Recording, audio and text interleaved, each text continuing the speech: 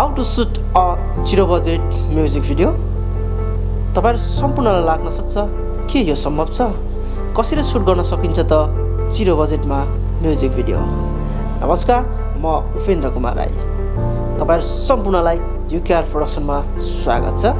आज तपाईहरुमा यही विषयमा एउटा नयाँ भिडियो बनाउन गइरहेको छु, जहाँ तपाईहरुमा मेरो अभ्यास र अनुभवका कुराहरू शेयर गर्न गइरहेको छु।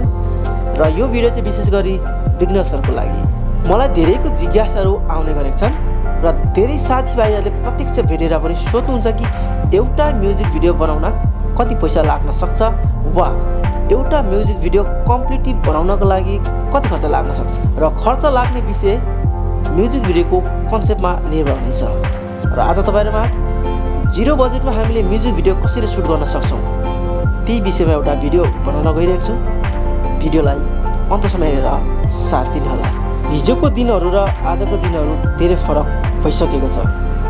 अहिलेको दिनहरू धेरै डिजिटलाइज भइसकेको छ, जसले गर्दा music video short movie shoot गर्न त्यति गाह्रो हुने छैन। गाह्रो त त्यहाँ छ जहाँ अभ्यास र अनुभव हुँदैन। कुनै पनि भिडियो निर्माण गर्दा चारवटा महत्त्वपूर्ण कुराहरू हामीले जान्न वा बुझ्न एकदमै जरुरी हुन्छन्। ती हुन् डेभलपमेन्ट, प्री प्रोडक्सन, प्रोडक्सन र पोस्ट प्रोडक्सन। यस विषयमा तपाईले अर्को भिडियो विस्तृत रूपमा हेर्न, जान्न र बुझ्न सक्नुहुनेछ। अब चाहिँ हामी लाग्छौँ आजको विषयतर्फ, जिरो बजेटमा म्युजिक भिडियो कसरी खिच्ने। Prepare the story concept of the audio song. कुनै पनि गीतको शब्द, सङ्गीत र भिडियो सिर्जनाका लागि व्यक्तिले पछि फरक हुन सक्छ, किनकि त्यहाँ भोगाई, आवाज, अनुभव, कन्सेप्ट, विचार आफ्नो तरिकाबाट हुन्छ। तसर्थ गीत सङ्गीतसँग मिल्दोजुल्दो स्टोरी र कन्सेप्टको निर्माण गर्नुपर्ने हुन्छ। Free and suitable location. कुनै पनि म्युजिक भिडियोलाई उत्कृष्ट बनाउनका लागि गीतको कन्सेप्ट अनुसार सुहाउँदो लोकेसन खोज्नुपर्ने हुन्छ, र त्यो पनि फ्रीमा। सबै कुराहरू फ्रीमा पाइँदैन, तर एउटा नेपाली उखान छ, मुख छ त मुलुक छ। हामीसँग धेरै चिनजानका साथीभाइहरू हुनसक्छ। ती साथीभाइहरूमध्ये कसै न कसैसँग आफ्नो मान्छेसँग हामीलाई चाहिएअनुसार लोकेसन हुनसक्छ, जस्तै hotel, coffee shop, swimming pool, park, shopping centre, घर, गार्डन आदि। ती ठाउँहरूमा एक छोटो समय 1-1.5 घन्टाको लागि सुटिङको लागि अनुरोध गर्न सक्छौँ। यसबाहेकका लोकेसनहरू पहाड, खोला, झरना, खुला चौरीहरू हामीले प्राय खोज्यौँ भने सहजै भेट्न सक्छौँ। Arrange a DSLR camera.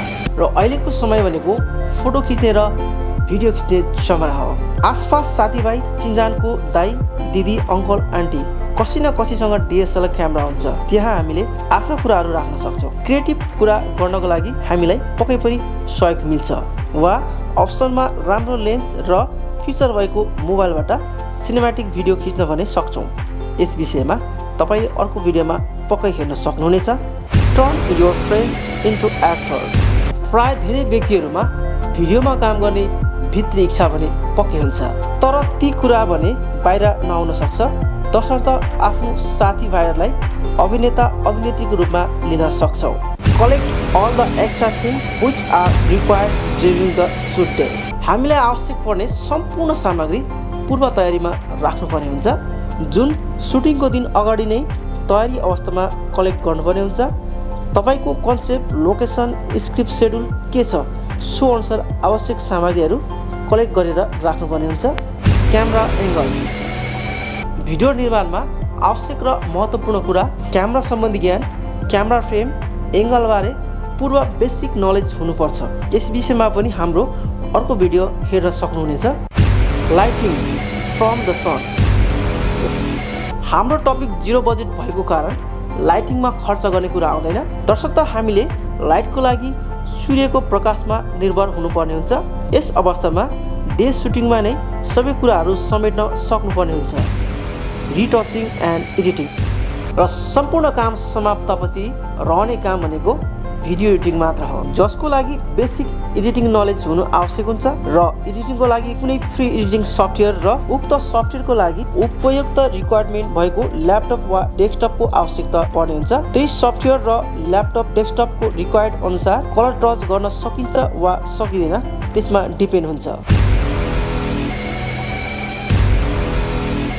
Video कस्तो लाग्यो लाइक कमेन्ट सेयर र हाम्रो च्यानल युकेआर प्रोडक्सनलाई सब्स्क्राइब गरिदिनु न हार्दिक अनुरोध गर्दछु। नमस्कार।